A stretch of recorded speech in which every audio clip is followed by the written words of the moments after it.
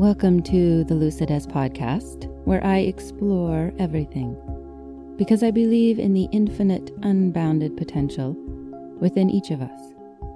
This is Shelley, a fellow seeker and a lover of life's mysteries. I invite you to join me and explore your uncharted depths. Porcelain Lives is the name of a book I began about 6 years ago. It's about the time I spent caring for my father when he was dying of Alzheimer's. But it's really about learning to forgive, learning to heal, learning to understand oneself, learning to truly be a part of a family,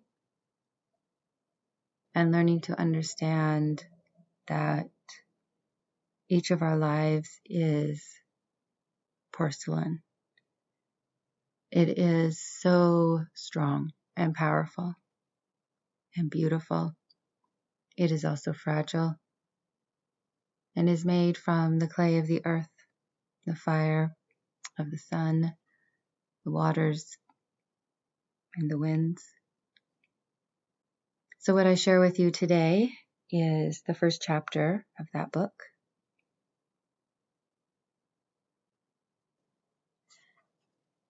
The chapter is called The Naming. She was some sort of cross between a hummingbird and an earth mover. Angle of repose. February 1972, Kahuku, Hawaii.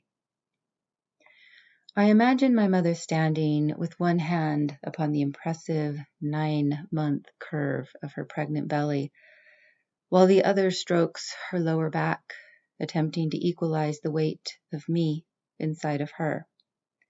The hem of her mu'umu, a native Hawaiian dress, flutters about her calves, revealing her eternally calloused and cracked heels. On the other end of her tall frame, her short black hair points skyward with the same intensity of a new wire brush. Her hair looks this way, both wet and dry. My two older sisters amuse themselves in the shadows beneath a coconut tree. They are a kaleidoscope of light and dark as the breeze fingers the palm leaves. My eldest sister is conducting whatever merriment they have imagined. She will remain the overlord of us younger siblings until she leaves for college, and she will never look back. She, the eldest, will cut a swath through our parents' bramble. I will follow this path and appreciate it without realizing it was her doing. Her features resemble the seashore, which is a stone's throw from our home.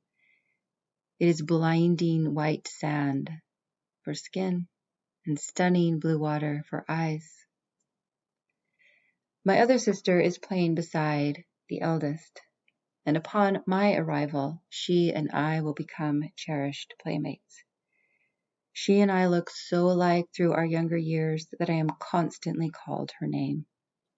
This continues until she discovers her beauty early, and I waddle behind as the ugly duckling.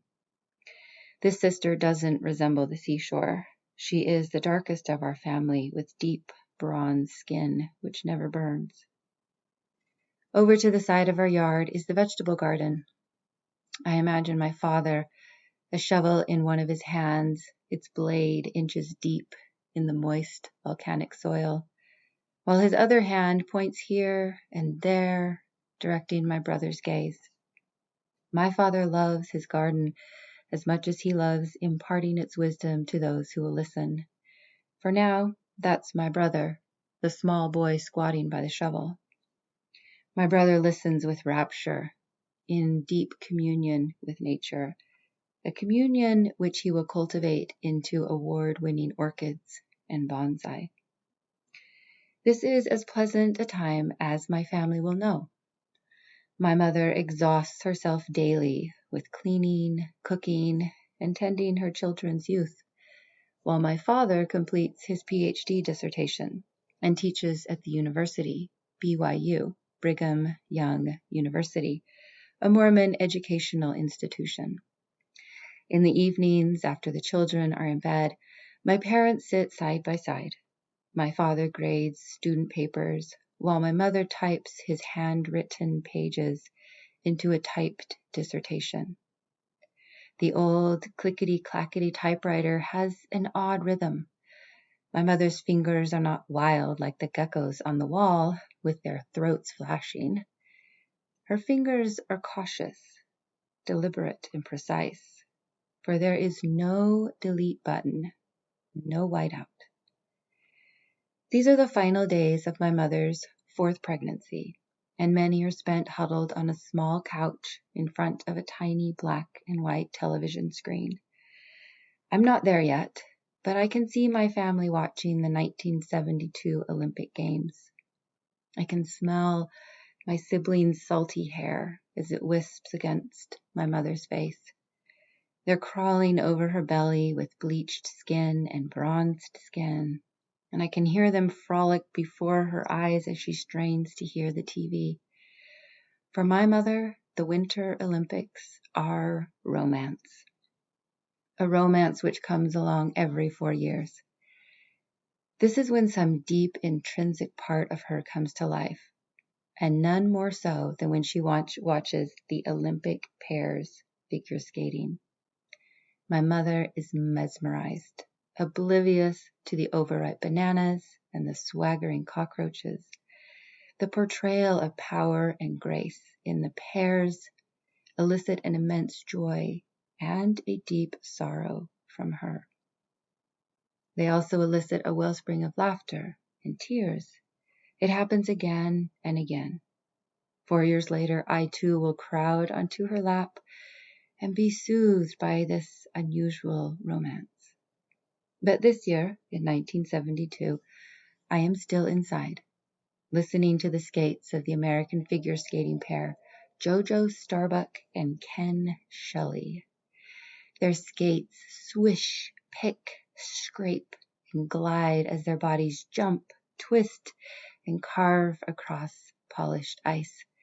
My mother is in love, not with anyone or even anything. She is simply in love.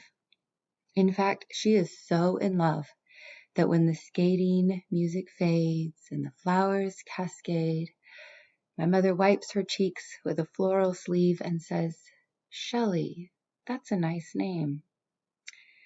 My father does not sit with our family in front of the television, ever. Television is trashy, below his graven images, which are books, his dignified books. And since there is no room inside our petite home for poetry books from the 1800s, my father must recall his love of the poet Percy Shelley from earlier days as a bachelor. Shelley, that's a nice name, he says. Years later, when I separately ask my parents why they chose my name, they tell me their story. When I ask them why the other one chose the same name, Shelley, neither one knows, which I find odd. But regardless of their memories, both remembered and forgotten, just a few days before the stork arrives, they both agree, boy or girl, the name is Shelley, in honor of their chosen man. I wonder if this is when their marriage started to slide, when the pebbles began to roll, when their angle of repose slanted so sharply that their communication broke into a scree-field that led to 30 years of estrangement. Maybe this is why my name is misspelled. Not Shelley with an EY at the end, after their honorable men, but Shelley, just Y, like the character from Wallace Stegner's Pulitzer Prize-winning novel, Angle of Repose.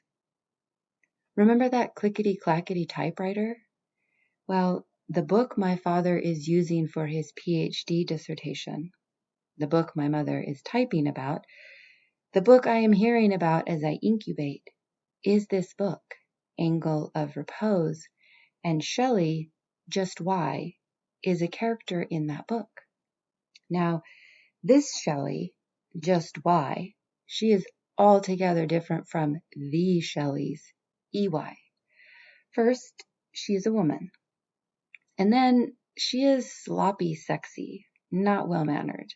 And then she is sharp and brutally honest in her speech. And then she has an uncanny ability to ferret out the root of any issue until it is raw and exposed. And then she has bizarre attractions to directionless men, which might be laughable were she not so genuine. So why is my name spelled like her? A character with serious character flaws and judgment flaws. Why not spell my name after their glorious men? And why aren't I more like their glorious men? Is it simply coincidence that my life is distressingly similar to Shelley's with just a Y?